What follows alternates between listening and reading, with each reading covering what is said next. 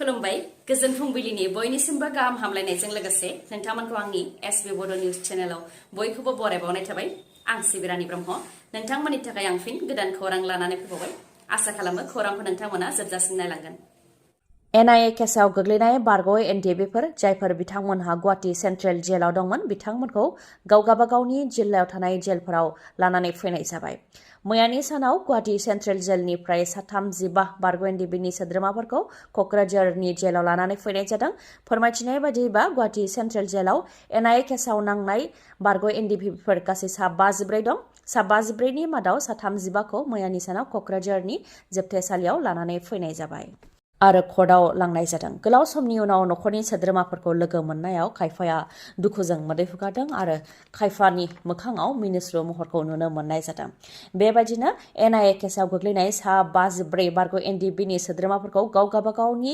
जिल्लाफ्राव थाबैनो लाबोनाय जागोन होननानै फोरमायथिदों क'क्राझार जिल्लायाव 35खौ लाबोनायनि अनगायैबो बाक्सा जिल्लायावबो 4 बारग' एनडिएबिफोरखौ लाबोनाय जादों होननानै फोरमायथिदों आरो फैगौ मासाव अदेबानि फैगौ दानाव नलबारियाव 2खौ लाबोनाय जागोन बेनि उनाव तेजपुराव लाबोनाय जागोन बिश्वनाथ सारियालियाव लाबोनाय जागोन बेबायदिनो गावगाबागावनि जिल्लाफ्राव लासैनो लाबोनाय जागोन होननानै फोरमायथिदों आरो बेबायदिनो बिथांमोनहाबो जाहाथे उदां अख्राङाव फैनो हायो बेनि थाखाय भारत सरकार आसाम सरकार आरो बिटिआर सरकारनिसिम खावलायो बारग' एनडिएबिनिफ्राय जायनाखि रां रुफा गैयिनि थाखाय गुवाहाटी सेन्ट्रेल जेलाव नखरनि सोद्रोमाफ्रा थांनो हायामोन दा खाथिनि जोबथेसालियाव लानानै फैनाया मोनसे गोजोनथाव होननानैबो फोरमायथियो बिथांमोनहा इउनिसेक्स सेलुनफोराव दासान्दि रेड खालामनाय जागासिनो दङ माखासे इउनिसेक्स सेलुनफोराव समाज बेरेखा बा देहा फालांगि जानायनि अजद मोननायनि उनाव माखासे इउनिसेक्स सेलुनफोराव दासान्दि रेड जागासिनो दङ थांनाय साननैसो सिगांबो बङाइगावआव रेड जादोंमोन जेराव माखासे सिख्लाफोरखौ हमनो हानायजों लोगोसे सानै हौवाखौ हमनो हादोंमोन आरोबाव मैयानि सानाव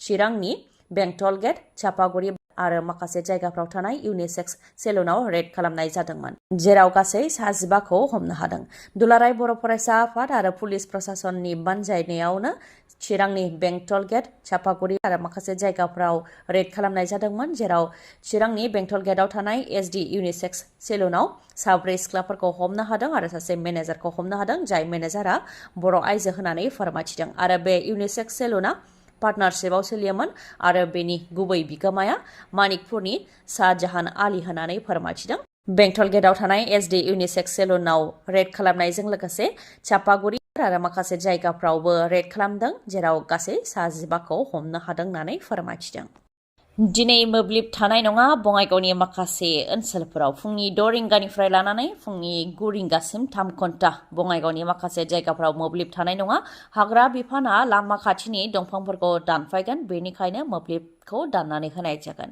बङाइगावनि माखासे ओनसोलफोर जेरै सार्किट हाउस दलाइगाव नतुनपारा पाग्लास्तान भावलागुरि सालबागान रलिं मिल शास्त्री रड बिअसि गेट कारिजा दलाइगाव चापागुरि रड किसान बाजार आरो बेफोरनि खाथि खाला थानाय माखासे जायगाफोराव दिनैनि फुंनि समाव 3 घन्टा मोब्लिब थानाय नङा फुंनि 6 रिंगानिफ्राय लानानै फुंनि 9 रिंगासिम गासै 3 घन्टासिम मोब्लिबखौ बन्द खालामथ'नाय जागोन हाग्रा बिफाना लामा खाथिनि दंफां लाइफांफोरखौ दानस्रांगोन बेनि थाखायनो दिनैनि सानाव बेफोर जायगाफ्राव मोब्लिबखौ 3 घन्टासिम बन्द लाखिथ'नाय जागोन कर'ना भाइरासआ फैफिनबाय नामा सिगांनि समफ्राव कर'ना भाइरासनि थाखाय बुहुमनाङैनो जेरैबायदि थाथ'नो गोनां जादोंमोन बेबायदि थासारिया फैफिनगोन नामा एसियायाव थांनाय सप्तायाव जोबोद गोख्रैथिजों कर'ना बांनायखौ रिपर्टआव मोननाय जादों हंकं सिंगापुर आरो थाइलेन्ड बेफोर हादरफोराव कर'ना भाइरासआ जोबोद गोख्रैथिजों बांफिननायखौ रिपर्टआव मोननाय जादों भारतनि ministry of health and family वेलफेयारनि बायदिब्ला थांनाय मे 2निफ्राय मैयासिम भारतआव 164 केस अदेबानि कभिड-19 केस मोननाय जादों आरो गासै दासिम 257 केस मोननाय जाबाय बेनि मादाव केरालायाव 69 केस महाराष्ट्रआव 44 केस तामिलनाडुआव 34 केस कर्नाटकआव 9 केस गुजरातआव 6 केस आरो दिल्लीआव 3 केस बेबायदिनो गासै भारतआव 257 केस मोननाय जाबाय Singapore ministry of health and communicable disease एजेन्सिया फोरमायथिनाय बायदिब्ला सिंगापुराव थांनाय 27 एप्रिलनिफ्राय 3 मेसिम 14,200 कभिड-19 पजिटिभ केस मोननाय जादों ओजोंहाय थाइलेन्डआव थांनाय 11 मेनिफ्राय लानानै 17 मेसिम 33,030 COVID-19 पजिटिभ केस मोननाय जादों। ओजोंहाय हंकंआव थांनाय 4 सप्तायाव COVID-19 केसआ 6.21 जौखोन्दोनिफ्राय बांनानै 13.66 जौखोन्दो जाहैदों।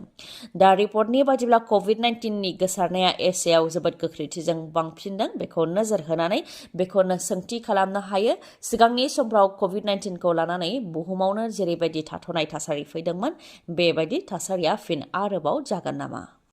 मोब्लिब खावनायनिफ्राय गोजानाव था। मोब्लिब खावनानै माखासे सुबुङा लाख लाख रां जुरिमाना होनो गोनां जादों। बाक्सानि बरमायाव एपिडेसिएलनि गोख्रों सेबनायाव हमनो हादों माखासे सुबुंफोरखौ। 15 जायगायाव नायगिदिंहैदोंमोन मोब्लिब बिफाना, जेराव 15 मादाव 8 जायगायावनो मोब्लिब खावनायखौ हमनो हादों। रिपर्टनि बादिब्ला 1 किल'वाट देखायनानै 8 किल'वाटसिम मोब्लिब बाहायनायखौ हमनो हादों। बेबायदिनो माखासे सुबुंफोरखौ हमनो हादों आरो बे दायाव लाख लाख रां जुरिमाना होनो गोनां जादों।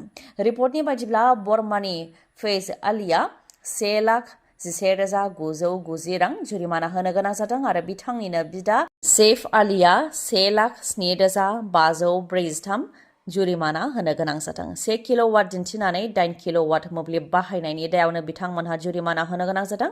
बेनि अनगायैबो लटनि बारा मोब्लिब लानायनि थाखाय 38,267 रां जुरिमानाबो होनो गोनां जादों। फोरमायथिनाय बादिब्ला जायफोर बिथांमोनहा बेबायदि मोब्लिब खावदों बिथांमोनहा गरिब दुखुथिया नङा, बिथांमोनहा 3-4 थाला बिल्डिं दङ। लटनि बारा मोब्लिब लानायनि थाखायबो बिथांमोननि सायाव 38,267 रां जुरिमाना होनाय जादों आरो 24 घन्टानि गेजेरावनो जुरिमानाखौ होनो थाखाय बिथोन होदों।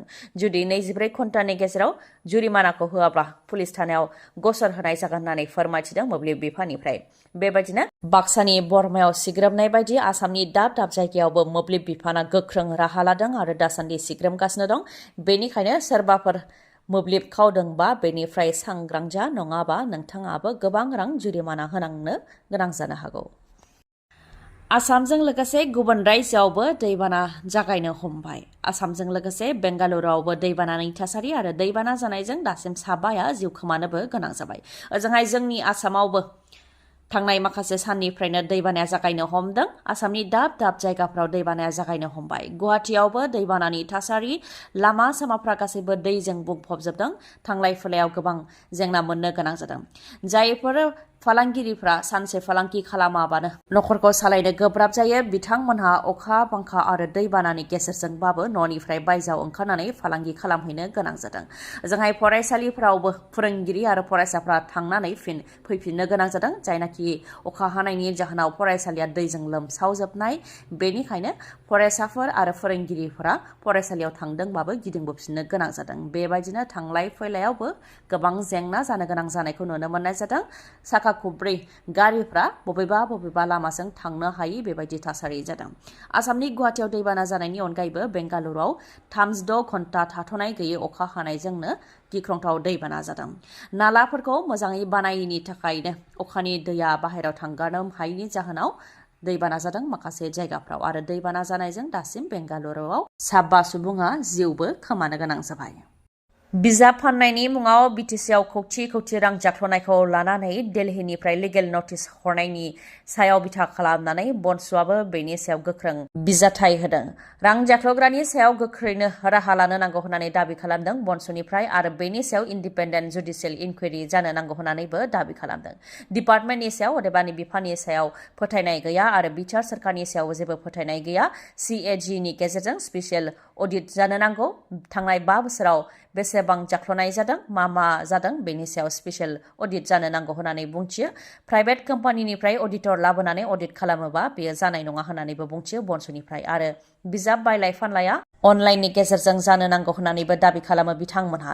लोगोसे फोरमायथिबावोदि जायनाखि प्रमद बर' बिथाङानो फरायसा आफादनि दैदेनगिरिमोन आरो सोरखाराव फैनायनि उनाव बिथाङा सोलोंथाइ बिफानखौ सामलायदोंमोन, नाथाय सोलोंथाइ बिफाननि सिङावनो बेबायदि गेदेर जाख्ल'नाय जानाया जोबोद लाजिथाव होननानै बुंथियो आरो जुदि दायनिगिरिफोरनि हेंथा थाबैनो गोख्रों राहा लायाबा लाख लाख फरायसाफोरखौ लानानै गोख्रोङै धरना होगोन होननानैबो हुमखि होयो बनसुनिफ्राय।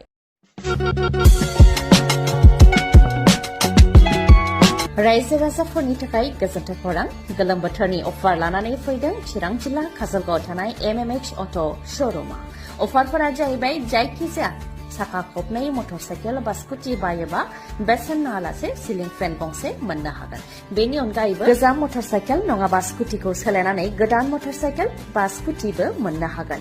जायखिजाया मटरसाइकेल आरो स्कुटि बायोब्ला बेसेन नाङालासे गंनै हेलमेट मोननो हागोन।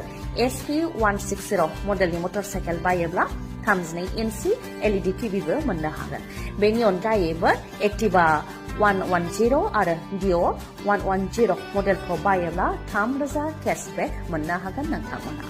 गोरलैयैनो फाइनान्सआव मटरसाइकेल नङाब्ला स्कुटिखौ मोननो हागोन आरो ल' डाउन पेमेन्ट होनानैनो जायखिजाया मटरसाइकेल बा स्कुटिखौ नोंथांमोनहा बायनो हागोन।